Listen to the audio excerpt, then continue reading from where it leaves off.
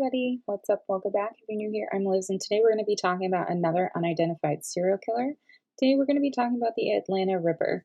Now, the Atlanta Ripper obviously is an unidentified serial killer who is suspected in the murders of at least 15 women in Atlanta between 1909 and 1914. Yes, this is an old case, but it's a very interesting case. Now, if you're new here, I talk about true crime here on my channel. We are also in kind of like the last leg of November, so I wanted to do some unidentified serial killers before we get into our Vlogmas cold case files. So, Atlanta during this time was being considered as the New South, or the gateway to the New South. Now, this title came out after almost 4 decades after Atlanta initially burned down, and this really destroyed like the morale of the South, and it really crippled the major cities around Atlanta, because this was a vital point for the transport and trade of goods at the time, and trains passed through Atlanta. So it was really like a main gateway for everybody. So also after this kind of like New South, business was booming in the area, which included the beginning of Inman Park and Peachtree Street. This is where all the wealthy would try and buy new homes in this new established, like, affluent neighborhood. Now, Atlanta was also very well known for having some of the best universities. Morris Brown, Atlanta University, and Atlanta Baptist were known at that time for being the best Black schools in the nation. Now, the reason why I say the best Black schools in the nation is because at the time, segregation is still a thing, and that is why I'm using time-appropriate language. Also, it is known that there was quite an abundance of now Black-owned businesses that were booming, and it really helped solidify the idea of the New South. But even with good comes the bad, unfortunately. Even the city's minorities weren't able to fund new businesses, like some of them, and they would have to work very menial jobs, long hours, and they would have to live in the less desirable areas, such as Reynoldstown and Pittsburgh. Now, it's also important for all of you that are watching this to know at the time that, like I said, segregation was still the law. Blacks were with blacks and whites were with whites. And during the times of the Atlanta Ripper, Ashby Street white residents, they tried to keep the Black families out, because at that time Ashby Street was a primarily like white dominated neighborhood, even though they already had 4 Black families moving in. And the reason why I bring this up is because the Atlanta Ripper mainly just killed African American or Black women or mixed race women. They never attacked any whites. It was all African American, Black, mulatto. That was their MO. Now, the reason I'm letting you know this, other than what I just explained, is that because you have to understand the society at that time to really grasp why things were reported the way they were, and why things were just kind of like swept under the rug. Which is why when the murders started, the newspaper simply just gave like little concern about the murders. Oftentimes, the newspaper would just write an article with like the summation of what happened the prior day, and they would just title it with a question. Like, there's an article that's released on July 8th of 1911 that simply just has the title, "Will Jack Ripper Claim 8th Victim This Saturday?" That's it. There's no surprise with how this case was handled, but let's kind of get into some of the murders. There's a lot of them, so hold on and enjoy. Get some coffee, which I got. My husband got he got the holiday cup, which I thought was kind of cool. It's also unclear who the first victim of the Atlanta Ripper is, but it's entirely possible that Maggie Brooke is not the first victim, but she could be the first victim. We don't really know for sure. So Maggie Brooke was found on the 3rd of October of 1910 at the intersection of Atlanta and West Point Railroad track or Hill Street. Her skull had been fractured. 35-year-old Rosa Trice was discovered on January 22nd, 1911, with the entire left side of her head crushed in. Specifically, her skull was crushed in.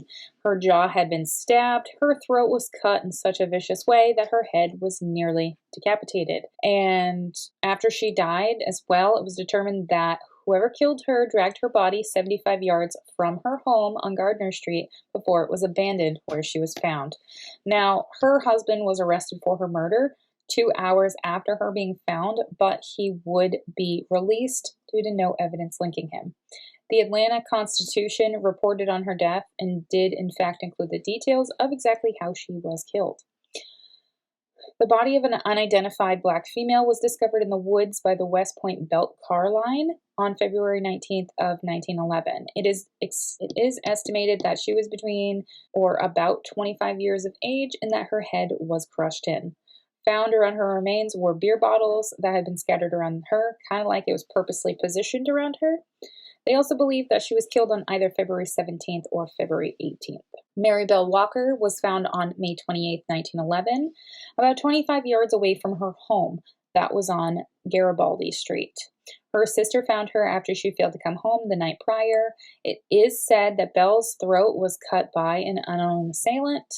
Now, her case was reported in the Atlanta Constitution that had quite a bold headline of Negro Woman Killed. No clue to slayer. No, I'm not kidding. That is the legit title to the article. In the early morning hours of June 15th of 1911, Addie Watts, who lived at 30 Selman Street, was discovered in some shrubbery at the Krog and DeKalb Street intersection. This was close to the Southern Railway. Now, it is believed that she was hit in the head with either a coupling pin or a brick from the train station area, before her assailant stabbed her in the skull with the same coupling pin and then slit her throat. After she met her demise, her killer then dragged her into the shrubs near the tracks. On June 24th of 1911, Lizzie Watkins was found at around 11 a.m. on White and Lawson Street.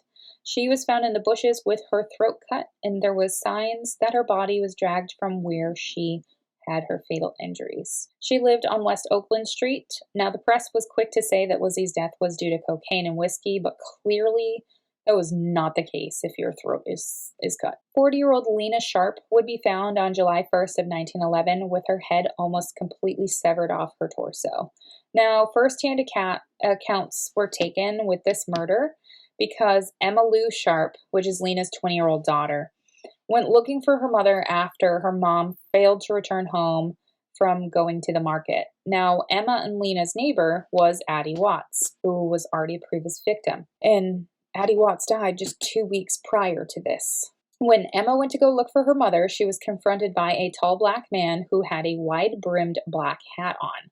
He then asked her how she felt this evening, and then she tried to move past him. He then said, "Don't worry, I never hurt girls like you." He then stabbed her and then ran off laughing.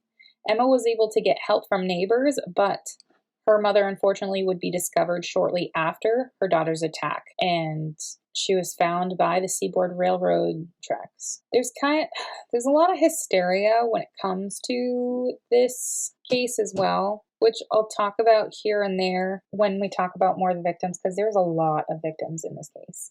So as the media continued to spread the news of the murders, the African American population in Atlanta was absolutely terrified, as most people would. If people of your same, now this, don't mean to say this as a negative connotation, but at that time, if it's people of the same race as you that are getting killed off one by one, I'm sorry, I would freak the fuck out too. That's a normal emotion for you to feel, that if people like you are getting killed, you're going to feel the same way. Now, this would become even worse. It would rise even more on July 3rd, 1911, when another killing occurred. Now, this is death number 8. The news of the murders was reported in the Baltimore Sun about how there were fewer African American women on the streets due to them refusing to go out at night, because they believed that if they didn't go out at night, it would prevent their possible death. There was also reports that there was a lot of similarities between the victims that had met their demise by the end of 1911. All 15, you heard me right, 15 so far were either African American or dark-skinned, or all in their 20s, all dressed neatly, good-looking, received an education. And they all had really nice shoes on, which I'll kind of get into the shoe thing after. They were all murdered in the same way, of which I'll get into as well with each murder. Their murders were gruesome. All were either committed with a heavy object, a sharp object, or a knife. And it is said that whoever committed these murders, they would literally rip, tear, and mutilate these females after they succumbed their death. It's also said that some of the women were choked into an unconscious state before they were assaulted and killed. Now, after the discovery of Addie Watts, this is when the local papers really started the speculation that there was a lone killer preying on the city's black women. And just one day after the murder of Addie Watts, this is when the Atlanta Journal ran the headline basically questioning whether there was a butcher in the city. Mostly the law enforcement at this time just kept claiming that these were isolated incidents or completely unrelated incidents. I freaking hate when they say that because clearly they're all related if they're targeting the same group of people. Now, they also had the theory that Atlanta wasn't had insane criminal activity at the time, and something on the order of the famed Jack the Ripper case too, basically that they're mirroring Jack the Ripper. Now, at this time, Jack the Ripper killed the canonical 5 women in 1888. This is 23 years prior to the Atlanta Ripper. 23 years prior to the Atlanta Ripper is when Jack the Ripper happened. So, I mean, we don't even know who Jack the Ripper is. I don't think we'll ever know who Jack the Ripper is, but I mean, it would be cool if we found out. That would be when they identified the Somerton Man, which is another video I want to do in the future. Anywho, so with all of this information public, it was hard for the area to really understand and comprehend that there was a terrible person in the area that was killing all these women. It's really hard for people to understand, shit, there's a serial killer. What do I do? It's like the Texarkana Moonlight murders. That town was full of hysteria. I covered that last year as well. But now there was a girl that was attacked by the assailant, and she would recover, and she was able to give an image to the police of who he was. And that was Emmylou Sharp. Now, she described him as a very large black man who was neatly dressed, and he was incredibly muscular. So that's kind of what they have to go on. So also in this year, on Sunday, July 9th, there was a meeting held at the First Congregational Church. This meeting would be held by Henry Hugh Proctor, who had asked every black resident of Atlanta to use their resources to help the community figure out who this man was. Now, in this meeting as well, Mr. Proctor asked that the residents cooperate with the police because obviously the police aren't really doing their jobs, but you kind of have to cooperate in order for things to happen. You see, like I've mentioned before, the police at the time weren't really fully caring when it came to helping the black community because segregation laws were still a thing. And an abundance of people in law enforcement were white. So just 2 days after this meeting, a man named William Broglin was walking on his normal route to work when he noticed some loose dirt, and he felt some distress from this. He was like, this is weird, I don't like this. So he would also follow this disturbed dirt, and it would yield a blood trail. And this was on Atlanta Avenue and Martin Street. This was near the Orm Street sewer. Now, unfortunately, this is where Will Broglin would discover the body of Sadie Hawley in a gully. Her skull was fractured by a large stone. It was also determined that she was dragged 15 feet from where she was found, and her throat was slashed from ear to ear, of which she was almost decapitated. Also, an interesting thing about her murder, which is something that ties a lot of them together, is that her shoes had been cut from her feet and they were never found. A comb was also found next to her body beside a bloody rock that was used to bludgeon her. It's believed that about 100 people saw the body of Sadie Hawley before the coroner appeared. This completely added to the state of hysterics that the city was in, and Sadie was the first victim to be on the front page of the Atlanta Constitution. And this is when, the Constitution really accepted the fact that there was a serial killer in Atlanta. It took them a long time to accept that. Less than 24 hours after Sadie Hawley was found, 27-year-old Henry Huff was arrested. It was reported that he was the last person seen with her and that his trousers were bloodstained and he had dirt up to his knees. It was also said that he had scratches on his forearms as well, so people saw him covered in dirt and blood and he had scratches everywhere. Now, apparently a cabman named Will Williams said he saw Huff and Hawley together. They were fighting and that he let them off near where Hawley was murdered. Now, he was only held on suspicion of murder, but not long after he was picked up, they also picked up another man named Todd Henderson. And this is after someone claimed that they saw Todd Henderson with Sadie Hawley before she was murdered. But that's not all. No, that's not all. They also believed that Emmylou Sharp cringed at hearing Todd Henderson's voice. Now, it's her identification of him that's not really solid, because if you hear somebody's voice that's similar to the one that freaked you out or hurt you intentionally, you will get that initial shit, is that him?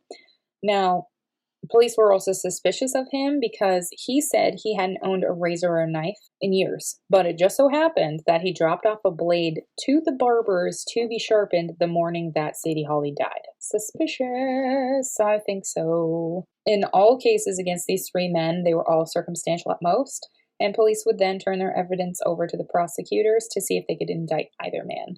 Now, while this was happening, there's some more shit that's happening. Governor Hoke Smith offered a reward of $250 for the capture of the Ripper, and this was featured in the news. Now, Reverend Proctor, again, asked the community to find the Ripper on July 16th. But even with the help of the community, to find this man, his reign of terror would continue. On August 9th of 1911, the grand jury indicted Henry Huff on the murder of Sadie Holly, but he wasn't the only man who was now suspected. A man by the name of John Daniel Huff, no relation to Henry Huff, would also be named a suspect. But just a few weeks after the indictment of Henry Huff, the body of 20-year-old Mary Ann Duncan would be found.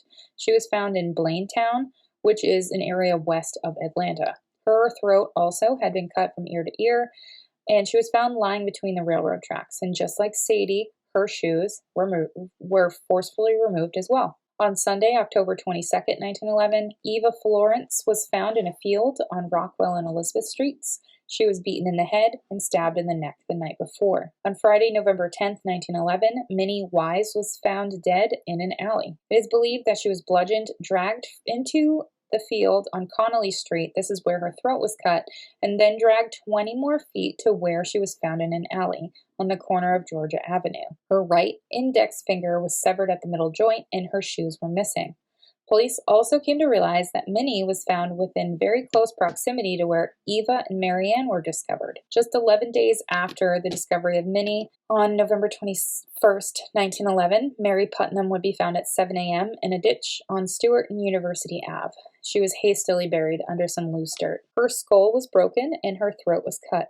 She also, this is the only one where there's a lot more mutilation to her body. Her chest had been savagely mutilated, and her heart was found lying next to her body. But that wasn't the only thing he did. He also disemboweled her as well. Now, the area around her body had prints in it, and with this, the police then, they got the bloodhounds. Bloodhounds were used to track people, or like cadaver dogs, basically. It's early age of cadaver dogs. Now, the bloodhounds were able to track her killer, but after about 200 yards, they lost the scent. Now, this case and the case of Eva Florence has one common denominator. In the police report, there is a firearm discharge that happened around midnight when these women died, which is a completely strange coincidence. Also, it is good for you to know, if you're wondering what happened with Henry Huff, he was found not guilty in the murder of Sadie Holly, which is kind of obvious because him being in custody and these other women are still dying, obviously he's not the one that committed this. So the next body would be found on Friday, January 19th of 1912. This is when Pearl Williams was found in a vacant lot on Chestnut and West Fair Street with her throat slashed. She was only 1 block away from her home. April 8th, 1912, 18-year-old Mary Cates was discovered in an alley with her throat cut and her body mutilated. Her clothes, though they were found neatly piled next to her body, it was believed with her murder that the killer had some anatomical knowledge due to the way that he cut up her body. On April 15th, 1912, the body of an unidentified female was discovered in the Chattahoochee River by the Chattahoochee Brick Company under the railway bridge. Her throat had been slashed, and around her neck was a string that had a key tied extremely tight to it. Her age was estimated to be about 15 years, but there was no identification that could be made. Yet another unidentified female would be discovered behind some shrubbery on Atlanta and Fraser Street on May 11th, 1912. She had been stabbed twice in the throat and one wound in her jugular vein. It was determined that she had been dead for approximately 6 hours before being found. On August 10th, 1912, Henry Brown was arrested for the murder of Eva Florence. Now, this is because his wife told police that he came home wearing bloody clothing on some Saturdays. And apparently, he was questioned and he revealed details about other crimes, and police felt that they had their guy. But during his trial, he let out that he was chained to the chair and he was repeatedly struck in the head. until he confessed to these crimes. And when he testified, he said he suffered from hallucinations while he was being questioned, but ultimately he was acquitted.